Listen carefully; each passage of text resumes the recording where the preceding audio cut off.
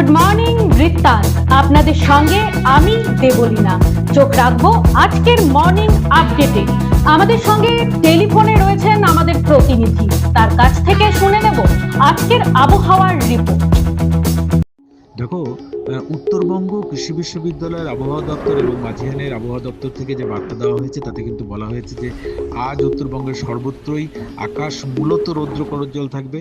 তবে দিনের বেলা তাপমাত্রা কিন্তু প্রায় 18 ডিগ্রি সেন্টিগ্রেডের মতো থাকবে উত্তরবঙ্গের ক্ষেত্রে। পাশাপাশি রাত্রেবেলার তাপমাত্রাও কিন্তু 8 থেকে 12 ডিগ্রি সেন্টিগ্রেডের মতো ঘোরাফেরা করবে উত্তরবঙ্গের সমতল অঞ্চলে, এমনটাই পূর্বাভাস আবহাওয়া দপ্তরের।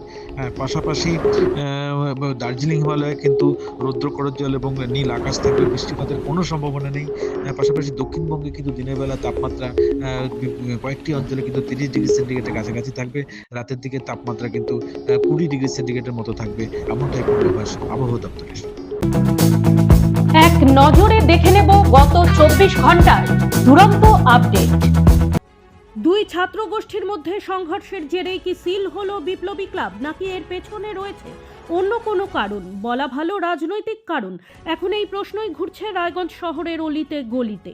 রবিবার রায়গঞ্জ থানার পুলিশের পক্ষ থেকে সিল করা হয় বিপ্লবী ক্লাব, যার কারণ নিয়ে রয়েছে ধোঁয়াশা। সূত্র মারফত জানা যায় রায়গঞ্জের অন্য একটি ক্লাবের ছেলেদের সঙ্গে বিপ্লবী ক্লাবের গন্ডগোল বাঁধে, আর এই গন্ডগোলের জেরেই পুলিশের এই পদক্ষেপ বলেই জানা যাচ্ছে। যদিও ক্লাব সভাপতি সানকিং দাস জানান বিষয়টা সম্পূর্ণ উদ্দেশ্য প্রণোদিত, বিপ্লবী ক্লাবকে কালিমালিপ্ত করার উদ্দেশ্যেই এই ঘটনা। প্রাক্তন কাউন্সিলর তপন দাস জানান এই ক্লাব বরাবর মানুষের পাশে থাকে, বিভিন্ন সামাজিক কাজ করে থাকে সারা বছর এবং আগামী দিনেও করবে। এই ষড়যন্ত্র বিফল হবে, বিষয়টি নিয়ে তীব্র কটাক্ষ করে জেলা বিজেপি সভাপতি নিমাই কবিরাজ অবশ্য জানান এই ক্লাবে কোনো অসামাজিক কাজকর্ম হয় কিনা তা পুলিশের খতিয়ে দেখা উচিত। সোমবার রায়গঞ্জের জেলা বিজেপি কার্যালয়ে সাংবাদিক বৈঠক করে গোয়ালপুকুর, ইসলামপুর, করণদিঘি, ইটাহার ও চাকুলিয়া বিধানসভা কেন্দ্রের চার্জশিট আনুষ্ঠানিকভাবে প্রকাশ করলেন জেলা বিজেপি সভাপতি নিমাই কবিরাজ। বৈঠকে উপস্থিত ছিলেন সাংসদ কার্তিক চন্দ্র পাল, প্রাক্তন জেলা সভাপতি বিশ্বজিৎ লাহিড়ী, জেলা কোষাধ্যক্ষ প্রবীর কুমার ঘোষ সহ অন্যান্যরা। সংশ্লিষ্ট বিধানসভা এলাকাগুলিতে গত কয়েক বছরের বিভিন্ন সমস্যা, উন্নয়নের ঘাটতি, প্রশাসনিক ব্যর্থতা ও জনস্বার্থ সংশ্লিষ্ট বিষয়গুলি বিস্তারিতভাবে এই চার্জশিটে তুলে ধরা হয়েছে। সাংসদ কার্তিক চন্দ্র পাল বলেন, এই চার্জশিট কেবল একটি রাজনৈতিক দলিল নয়, এটি সাধারণ মানুষের অভাব, অভিযোগ ও প্রত্যাশার প্রতিফলন। আগামী দিনে প্রতিটি বিধানসভা এলাকায় এই চার্জশিট নিয়ে জনসংযোগ কর্মসূচি গ্রহণ করা হবে বলেও জানান তিনি। রাজনৈতিক মহলের মতে আসন্ন নির্বাচনের প্রেক্ষাপটে এই চার্জশিট প্রকাশ গুরুত্বপূর্ণ বার্তা বহন করছে। জেলার একাধিক বিধানসভা কেন্দ্রকে সামনে রেখে সংগঠনকে আরও সক্রিয় করার ইঙ্গিতও মিলেছে এই বৈঠক থেকে। উত্তর দিনাজপুর জেলার গোয়ালপুকুর 1 নম্বর ব্লকের শাহাপুর এলাকায় অনুষ্ঠিত হল কংগ্রেসের জনসভা। এদিনের এই জনসভা থেকে বিধানসভা নির্বাচন নিয়ে বক্তব্য রাখেন কংগ্রেস নেতা আলী ইমরান রমজ ওরফে ভিক্টর। তার পাশাপাশি শাসক দলকে তীব্র আক্রমণ করেন তিনি। আলী ইমরান রমজ ওরফে ভিক্টর বলেন, রাজ্যের মন্ত্রী গোলাম রাব্বানি যেখানে নির্বাচন লড়বেন আমিও সেখান থেকেই লড়ব।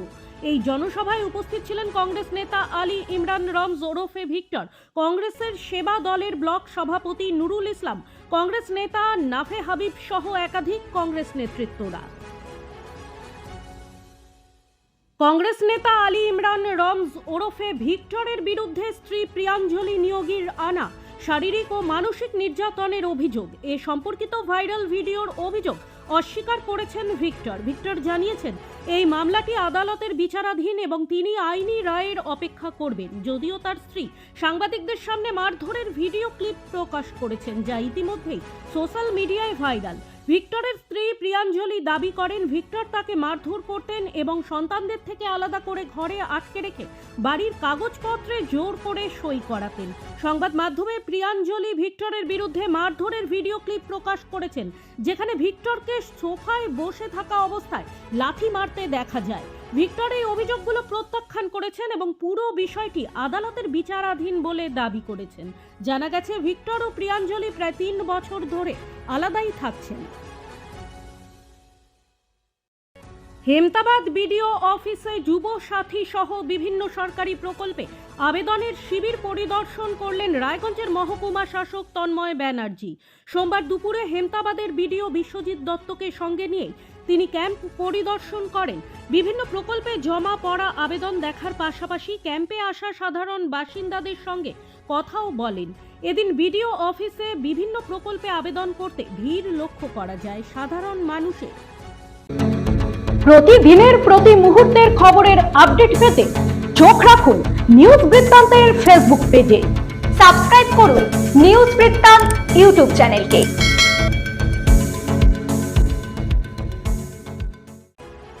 বিদ্যুৎ চুরির অভিযোগে অভিযুক্ত এক ব্যক্তিকে গ্রেপ্তার করে সোমবার রায়গঞ্জ আদালতে পেশ করল হেমতাবাদ থানার পুলিশ। ধৃত ব্যক্তির নাম দবিরউদ্দিন আহমেদ, বয়স 35, বাড়ি হেমতাবাদ ব্লকের দক্ষিণ কোঠাগাঁও এলাকায়।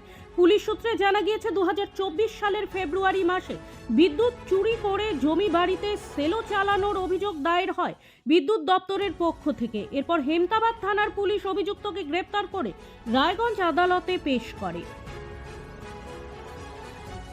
রায়গঞ্জ থানার অন্তর্গত বিন্দোল এলাকায় অনুষ্ঠিত হল সর্বভারতীয় মজলিমে ইত্তেহাদুল মুসলিমিনের এক কর্মী সভা। সভায় রাজ্য সরকারের শিক্ষা, স্বাস্থ্য ও লক্ষ্মীর ভাণ্ডার সহ একাধিক প্রকল্পের সমালোচনা করা হয়। এদিন দলের সাংগঠনিক আলোচনা করতে গিয়ে ভারতীয় জনতা পার্টি ও তৃণমূল কংগ্রেস উভয় দলকেই তীব্র আক্রমণ করা হয়। সংগঠন নেতৃত্ব বলেন, এই দুই দলই মানুষের প্রকৃত উন্নয়নে ব্যর্থ, তাই তাদের বিরুদ্ধে ঐক্যবদ্ধ আন্দোলনের ডাক দেওয়া হয়েছে। কর্মী সভায় জানানো হয়, এদিন জেলা কংগ্রেস, তৃণমূল ও সিপিআইএম ছেড়ে প্রায় 500 জন কর্মী এআইএমআইএম এ যোগদান করেন। নতুন সদস্যদের ফুল পতাকা দিয়ে স্বাগত জানান দলের নেতৃত্ব। সভায় জেলা, ব্লক ও অঞ্চল স্তরের নেতৃবৃন্দ উপস্থিত ছিলেন। জেলা সভাপতি মোহাম্মদ মোজাফফর তার বক্তব্যে বলেন, সাধারণ মানুষের অধিকার রক্ষায় ও প্রকৃত উন্নয়নের লক্ষ্যে এমআইএম আগামী দিনে আন্দোলন আরও জোরদার করবে। উল্লেখ্য, এই কর্মী সভাকে কেন্দ্র করে রায়গঞ্জ ও সংলগ্ন এলাকার রাজনৈতিক মহলে আলোচনার সৃষ্টি হয়েছে। সোমবার উত্তর দিনাজপুরের করণদিঘিতে একটি মহাপীরের ধর্মীয় জালসায় যোগ দিতে এলেন মুর্শিদাবাদের ভরতপুরের বিধায়ক হুমায়ুন কবির। পাশাপাশি তিনি একটি জনসভায় অংশ নেন ও পার্টি অফিস উদ্বোধন করেন। এই সফরের মূল লক্ষ্য ছিল তার নতুন রাজনৈতিক দল জনতা উন্নয়ন পার্টির সাংগঠনিক শক্তি বৃদ্ধি করা। হুমায়ুন কবির দাবি করেছেন যে 2026 বিধানসভা নির্বাচনে তার দল উত্তর দিনাজপুর, মালদা ও মুর্শিদাবাদ সহ বিভিন্ন জেলায় প্রায় 135টি আসনে প্রার্থী দেবে।